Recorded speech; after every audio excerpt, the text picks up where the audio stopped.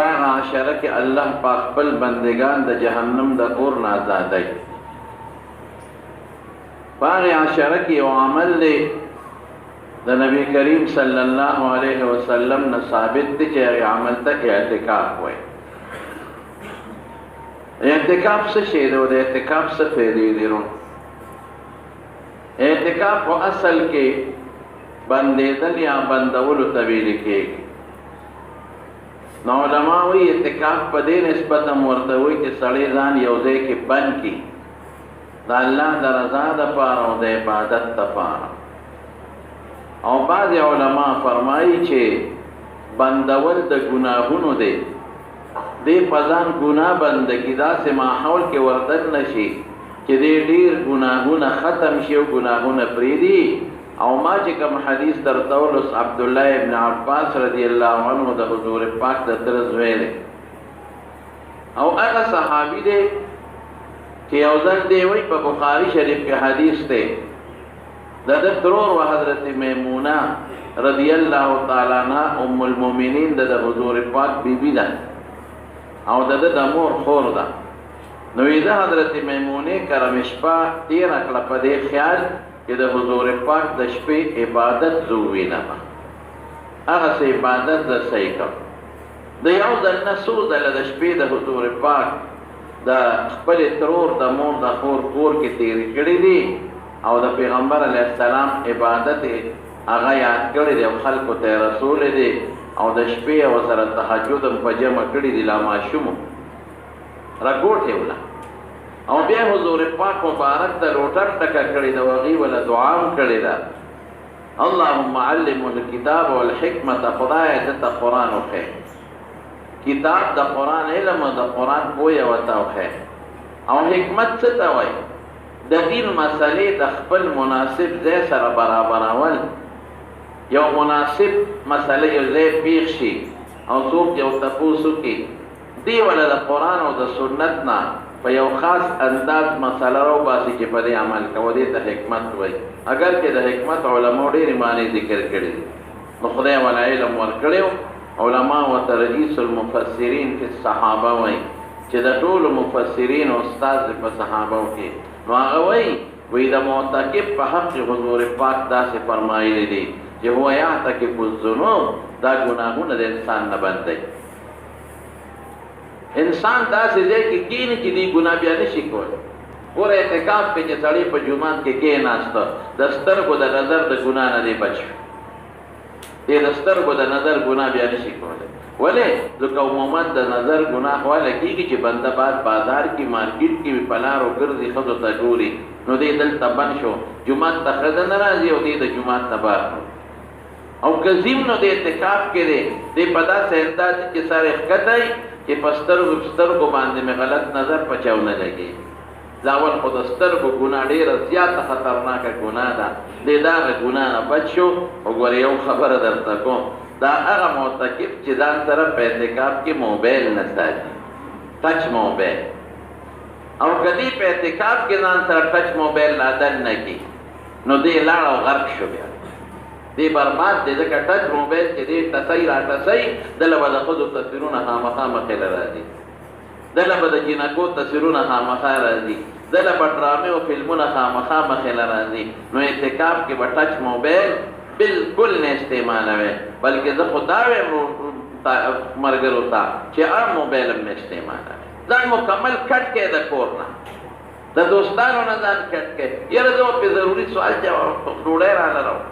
زه په کور سره ضروري خبره کوم چې ما ته پېشمني پاسې او مال راوړی. دا پخوا چې موبایل نه وی نو خلکو اعتکافونه څنګه کول؟ دا موبایل چې نه وی نو د خلکو دا ضرورتونه پوره کېدل او که نه. نو اعتکاف اصل بندېدل، ځان الله سره ټچ کا او د مخلوق ځانان قطع کا، بلکل چې موبایل جومات ته یوسي. که جواز یې شته د بعضې موقعو بعضې ضروریاتو په بنیاد، نو هم ځان سره موړی یکسویي پیدا کړي رب العالمین ته. او ټچ موبایل خو چې بلکل معتکف ځان سره اعتکاف ته یو نه ځي. یو څو کاله مخکې دا د 12 کالو خبره وه، پخوا په دې دغه کې دا شیدونه دا نور نو ما ته یو اطلاع راغلې وه، ما په جمعه کې ویلي یاره لس پنځل لس کاله مخکې وی معتکفین په جومات کې ناستو جومات کې تاش کو هلکه تا جواري نه وی جواري نه کوله خو په دې ځان له روژه لنډوله مې دې ته سوچه مسلمان وایي تاش په جومات کې د خدای سپېره بیا راته چاوي خو چې دا هغه مخ دا خو حقیقت دا خو جومات هم راته او کتان هم راته وکړ بیا ما جمعه کې پیردم کړو او بیا راته چاوي دی خدا خبره ما ته پته نشته خو ویلو وی لړو پکې خلکو کوله په جومات هلکه ته خدای ته ناست نو اعتکاف داسې نه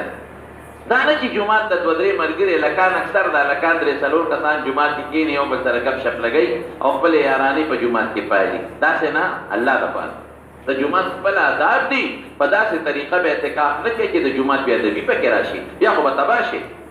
چې رمضان هم وي او د لیلة القدر شپې ورځې وي او تا نه بیا د جومات بې ادبي وشي او په رمضان کې د چنو غرق هم شوي ثواب هم ډېر دی خو وبال هم زیات دی نو د نظر د ګناه نه پکې سړی اخلاص یې نمبرک دا ډېره لویه خبره ده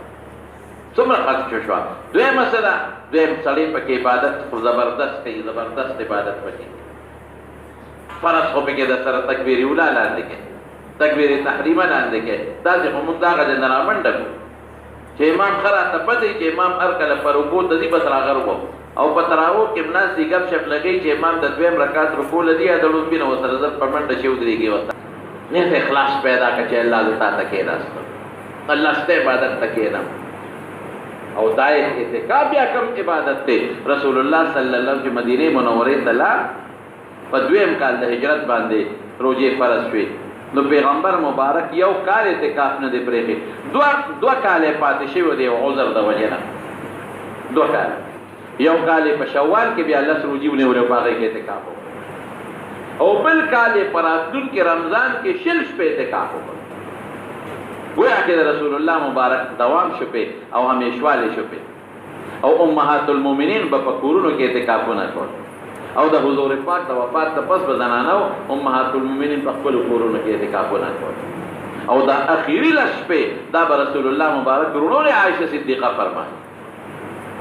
بعض حضرات خو وایي چې د دې نه اکثر شپه رونول مراد دی وایي اکثر نوې حکم د کولی ځکه بل روایت کې دا دی چې د شپې خوب موقع او بعض علما وایي نه دا لس شپې ته مستثنا دي دا لس شپې مستقل به رسول الله مبارک په اعتکاف کې ناستو او دا شپې به رونولې د الله د رضا دپاره زما رونو اعتکاف ډېر قیمتي دی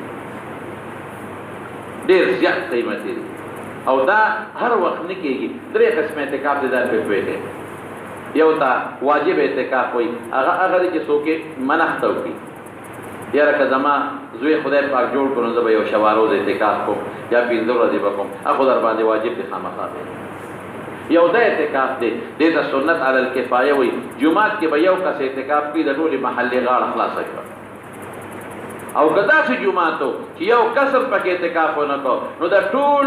محلې د خلکو د دې سنت چې دا کوم سنت علی الکفایه دی په هغه طریقه باندې د ټولو غاړه بنده شوه بلکې زموږ علما لیکي که څوک نینو په کرای دی څوک ونیسي په اعتکاف ته دی کښېنه ټیک ده دا کرایهدار ثواب ونه چې غوره دي غاړه پرې خلاصه کړه او یو نفلي اعتکاف دی نفلي خو تاسو ټول کولی شئ که هغه نفلي کوئ نفلي دا دی چې جومات ته ننوتئ نو داسې وایه چې یا الله تر څو زه په دې جومات کې یم نو زما به اعتکاف بس ورکه ګنټه کې نیمه ګنټه د اعتکاف ثواب دی وکړه ٹھیک ہے زمون د بعض علماء په نفلی کې لګي اختلاف شته زمون بعض فقها وی نقلی لم روزه شرط او شواروز نه کم نه کیږي دروازه نه لیکن راجح قول دا چې ګنټه کولی شي نیمه ګنټه کولی شي 15 منټه کولی شي نو اعتکاف دا اوکے ها دو قسم جمعات کی کولی شي درې قسم جمعات کی کولی شي څلور قسم کولی شي یو لوی عالم دی علامہ شعرانی دا یو کتاب د کشف الغمه هغه کې لیکلي د حضور پاک حدیث راوړل دویمه فائدہ سره د اعتکاف دویمه فائدہ دا ده زمارونو چې د خدای ته د خدای په در کې کېنه علامہ ابن القیم جوزی رحمت الله علیه فرمایي ابن القیم هغه وایي د اعتکاف مقصد دا دی چې زړه او روح الله ته متوجه مخلوق نه کټ کې رب العالمین ته متوجه دا الله در کې کېناستې. زموږ باباجي مولانا شهزاده صاحب رحمت الله علیه هغه ډېر د اعتکاف دا زور ورکوه. زموږ کلي کې الحمدلله د هغه وخت نه تر اوسه پورې زموږ میرې او زموږ کلي یو جومات د اعتکاف نه الحمدلله خالي دي. اوس خو تقریبا په یوازې زموږ تورنزو کې نه په ټول پاکستان کې الحمدلله اعتکافونه کېږي. د خدای فضل خلک خبر شو، خلک دې کې سره توجه پیدا شوه. څوک چې شیطان زور کوي هغه د خدای پاک دینداري په خلکو کې زیات دی. د پیغمبر علیه السلام وی چې څوک په رمضان کې په دې اخیری عشره کې اعتکاف وکړي دله به خدای پاک د 2 حجونو د 2 عمرو ثواب ورکړي. د 2 حجونو د 2 عمرو ثواب بدل درکړي خدای پاک. ما که حواله د کتاب درکړه ده. او یو بل حدیث دی د رسول الله صلی الله علیه وسلم هغه کې دا دی چې څوک د ماښام نه ماسخوتنه پورې د ماښام نه تر ماسخوتنه پورې څوک اعتکاف وکړي، ماښام مونځ وکړو بیا کېناست تر ماسخوتنه پورې، نفلي خو کولی شي او دې مونځ کوي، نفل کوي او د قرآن شریف تلاوت کوي، دله به خدای په جنت کې محل جوړ کړي. زمارونه اعتکاف وکړي. هغه یو شاعر وی چې نکل جائے دم تیرے قدموں کی نیچے، یو سړی چاته کینی کنه نکل جائے دم تیرے قدموں کی نیچے، یہی دل کی حضرت ہے یہی آرزو ہے. خپل معشوق ته وی دما تمنا دادا چې دما نساس تا د قدمونو په خپو کې وځي. مونږ وایو الله تا ته اعتکاف ته کېناستو، دا مو تمنا ده چې ستا په در کې زمونږ نسب وجدا ته ممکنو الله و بسون خوشحالی. دست طلب دراز کردم تا کام من براید، دست طلب دراز کردم تا کام من براید، یا تن رسد بجانان یا جان دی تن براید. وی ما دا خپل طلب لاس الله ته مخامخ نیولې دی، یا به جانان یاد یا به ورور رسیږم او یا به مې ساده وجود نه وي. زمارونو د اعتکاف یو دقه فضیلت او فایده ده. او بل حافظ ابن قیم لیکلی دی چې ما چې کوم حدیث اوس دا حدیث برنا کې چې ټول احوال دی په عبادت بدل کړي. رسول الله صلی الله علیه وسلم فرمایي اعتکاف الذنوب گناهونه درنه بندي ويجرى له من الحسنات كعامل الحسنات كلها. هذا حديث مشکات شریف کې د خوب عبادت ته، د ناس ته عبادت ته، د ولاړ عبادت ته، دې کې اعتکاف تکیناست او ترسودي اوتنی دا یو سکند نه په عبادت کې لګي کېږي. ورجی اعتکاف داسې شی دی کنه، اعتکاف به تبکینه کله په شلمه روز بکینه، شلمه د ګل ورځ راځي، راتلونکي د ګل پر ورځ باندې پاسو کینه اعتکاف ته د ګل پر ورځ باندې د نور خاتون مخ پرې وتونه مخ کې بکینه، یعنی مازدیګر کینه چې نور درماندې جمعات کې پریوي. طبي حاجت لوته شي باقی بنوځي، طبي حاجت څه دی او دسماتی لبار وته شي کله کوټه د کلوي یا یو سړی دی هغه باندې غسل فرض شو، نو که جمعات کې غسل خانه وي فعال ته ولان وي، که جمعات کې غسل خانه نه نو بل خاطې شي. کله او دسمات تنظیم د جمعات نه بار کې دي چې ډیره خراب او کني کور تم یو سړی زی لکه تنظیم نه او کور کې وي نو تلی شي وي ساریږي بنا فورن برازي ډوړې دی ولا څوک وروړي کله راوړو یا څوک نه دې کور ته زی او کور وخت نه دی راځي چې کور ته لاړ شي څنګه او هم درته وي پلان کې پلارا وخت ستېریږي او ته مدیر بس دوا خور داتې دې مې دې پکې باندې جنازو منازو له باب پکې نه دي کوم چې انسان نه خلاصيږي لکه طبيعي ضرورت دی، طبيعي ضرورت نو بس اطلاع دې شي نو بس دور بلکې زموږ بعض علما وایي چې د جمعې پر ورځ غسل لبم بار نوځي.